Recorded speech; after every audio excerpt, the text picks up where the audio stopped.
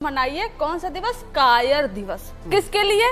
RSS के लिए, BJP के लिए। इसे डिबेट करने की अगर कह दूं हैसियत तो प्रधानमंत्री नरेंद्र मोदी जी में भी नहीं है। आप हमारी हैसियत नहीं है। हम चाय वाले की पार्टी से हैं। हम परिवारवादी नहीं है। हम परिवारवादी डेवलपमेंट अथॉरिटी से नहीं है। जय हिंद दोस्तों।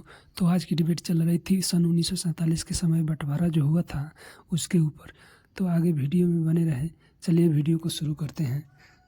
चालू करो बे। अगर उसकी स्मृति करें हम लोग तो कहा जाता है आज से ही क्यों किया, आप ही शुरू कर देते। शिक्षा के चलते 20 लाख लोगों की हत्या, करोड़ों लोग विस्थापित, लाखों महिलाओं का बलात्कार, इकोनॉमिक, सोशल और साइकोलॉजिकल ट्रॉमा देश ने भुगता। आज अगर उसकी स्मृति करें हम लोग तो कहा जाता है आज से ही क्यों किया, आप ही शुरू कर देते। आप शुरू करते तो आपकी तुष्टीकरण की राजनीति का चेहरा सामने आ जाता और सही काम करने का कोई गलत टाइम तो होता नहीं है। पर मैं पूछना चाहता हूँ, अभी इन्होंने दिवस गिनाए, जरा मुझे स्क्रीन से हटाकर वो गमछे वाले बैठे ना, हमारे भगवे गमछे वाले, 6 दिसंबर 1992 को सुन लीजिए, आपके एलाई पार्टनर शिवसेना, उद्धव सेना के लोग शौर्य दिवस मनाते हैं। हमको ताना कसना बंद कीजिए। अभी इन्होंने असेंबली में बोला है कि हमने बाबरी को हाथ से नहीं लात से गिराई है और 17 मिनट में गिराई है। सही पकड़े हैं। और अगर मैं झूठ बोल रहा हूँ तो आनंद जी का नेक्स्ट टर्न आएगा, पूछ लेना। पर दुख की बात क्या है, इनके दूसरे एलाई भी है। अब गजब की बात है, एक तरफ मुस्लिम लीग एलाई, दूसरी तरफ उद्धव सेना, तीसरी तरफ फुरफुरा शरीफ। ये गजब का सेकुलर अलायंस है। तो इसमें एक अलाई पार्टनर लेफ्ट क्या बोलता है, हमास को प्लेटफॉर्म मिलेगा। गाजा पट्टी के लिए लोग गए थे प्रोटेस्ट करने के लिए, तो कोर्ट ने बोला पेट्रियट बनो और गाजा पट्टी छोड़ो, भारत के लोगों का देख लो। नमाज जनाजा आतंकियों का निकालते हैं, पीएफआई के लिए आंसू रोते हैं, और वहां पर भारत माता की नो एंट्री है हर्षवर्धन जी। और भारत माता के अलावा अब एसएफआई, शर्म करो, भगवान से डरो, जरूर मिलेगा। आखिरी बात मैं पूछना चाहता हूं, देखिए गजब का कांग्रेस का तर्क। जयराम रमेश ये तो सबसे ज्यादा विद्वान है, ये करोगे तो पोलराइज होगा। देश बटा किस लिए भाई साहब, और बांटने वाले के किसके हाथ में था, बांटना या ना बांटना? सत्ता में कौन था? मुस्लिम लीग और कांग्रेस, ये दोनों चाहते थे। इसे डिबेट करने की अगर कह दूं हैसियत तो प्रधानमंत्री नरेंद्र मोदी जी में भी नहीं है। आप तेरा तो गेम बजाना पड़ेगा। हमारी हैसियत नहीं है। हम चाय वाले की पार्टी से हैं। हम परिवारवादी नहीं है। हम परिवारवादी डेवलपमेंट अथॉरिटी से नहीं है। मैं बोल लूं? ठीक है, ये एक और दिवस मनाना चाहिए। सारे दिवस मनाइए, कोई प्रॉब्लम नहीं, एक और दिवस मनाइए। कौन सा दिवस? कायर दिवस। किसके लिए? आरएसएस के लिए, बीजेपी के लिए। से ना हो पाएगा, जनसंघ के लिए एक कायर दिवस मनाइए। क्योंकि जब इस देश में आंदोलन चल रहा था, भारत छोड़ो, जो अंग्रेजों को भगाने का क्विट इंडिया मूवमेंट चल रहा था, सत्याग्रह चल रहा था, कभी भी इन लोगों ने भाग नहीं लिया। तर्क देंगे, अभी कई लोग बैठे हैं, तर्क देंगे कि हाँ भाग लिया। 1930 में हेडगेवार थे, उन्होंने कहा कि कोई भी आरएसएस का मेंबर जो है वो अपने पद पे रहते हुए, आरएसएस में रहते हुए सॉल्ट सत्याग्रह गांधी जी का जो है उसमें भाग नहीं लेगा। उन्होंने खुद अपने पद से इस्तीफा देकर तब जाकर उस मूवमेंट में शामिल हुए, और 1 साल जेल में रहने के बाद तब जाकर वापस आकर अपना पद ग्रहण किए। वो कारण यह है कि आरएसएस को पूरी तरह से उन्होंने बैन कर दिया था कि आरएसएस में रहते हुए, आरएसएस का काम करते हुए आप इसमें नहीं जा सकते। सेम यही गोलवलकर ने किया कब? 1940-42 में, कि आप क्विट इंडिया जो मूवमेंट है उस पर भाग नहीं लेंगे। और यहाँ तक कि शिविर लगाए कई जगहों पर कि जो अंग्रेज का जो सेना है उसमें युवाओं को सिखाओ और उनको बताओ कि कैसे वो जाकर अंग्रेजों की सेना में भाग ले। ये कौन कह रहा था? गोलवलकर। तिरंगे की तो ये कभी अपमान ही नहीं किए। ऐसा इन्होंने तो कभी जो है अपने हेड ऑफिस पे तो लगाया ही नहीं उसका, कभी उसका सम्मान नहीं किया। और कहते हैं कि 3 कलर जो है तिरंगा का ये अपशगुन है, इसमें हरा रंग क्यों है? संगीत रागी जी बैठे हुए ना, कभी सम्मान नहीं किया इन्होंने तिरंगे का। वाह, क्या एक्टिंग कर रहा है। डॉक्टर अंबेडकर ने भी क्विट इंडिया मूवमेंट का उतना ही विरोध किया था जितना हिंदू महासभा ने विरोध किया था।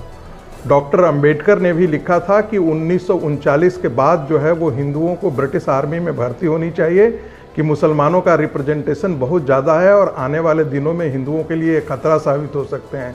लेकिन किसी भी राजनीतिक प्राणी की ये हैसियत और हिम्मत नहीं है कि अंबेडकर को इस पर करें। क्या बात है सर, क्या बात है सर। 1 मई 1940 को गांधी जी ने हरिजन में लिखा कि भारत के अंदर यदि मुस्लिम रूल होता है तो वो मुझे प्रेफरेबल है एक ब्रिटिश रूल से। ये 1 मई 1940 गांधी जी हरिजन में लिखते हैं। उसके बावजूद यदि हिंदू महासभा उनके साथ खड़ा होता तो हिंदू महासभा को लोग धिक्कारित करते और क्विट इंडिया मूवमेंट किस समय गांधी जी को पढ़ना चाहिए, इंडिया विंस फ्रीडम भी पढ़ना चाहिए। मैं इतिहास के उन पन्नों को कुरेदता नहीं हूँ जिसमें उन्होंने लिखा था कि गांधी जी ने बिना कांग्रेस के किसी भी सहमति को एकाएक ड्रॉप कर दिया मामला। एनीवे, दूसरी बात, मैं जरा हर्षवर्धन त्रिपाठी को करेक्ट करना चाहता हूँ। हर्षवर्धन जी ने जो कहा वो मुझसे उससे थोड़ा सा अलग में हट करके जाना।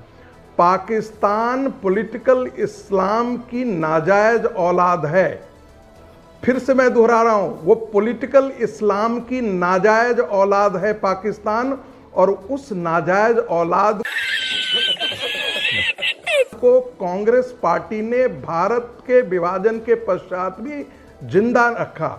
आपको पता है कि रेड क्लिफ का जो बाउंड्री का फाइनलाइजेशन कब हुआ था? 17 अगस्त 1947, यानी कि उस दिन तो रिलीज भी नहीं किया था, प्रेस रिलीज भी नहीं हुआ था। 15 अगस्त को भारत का विभाजन हुआ और 15 अगस्त को भारत की जनता आजाद, उस समय पता नहीं था हिंदुओं को कि हम कहां हैं, पाकिस्तान के लोगों को पता नहीं था कि हम कहां हैं।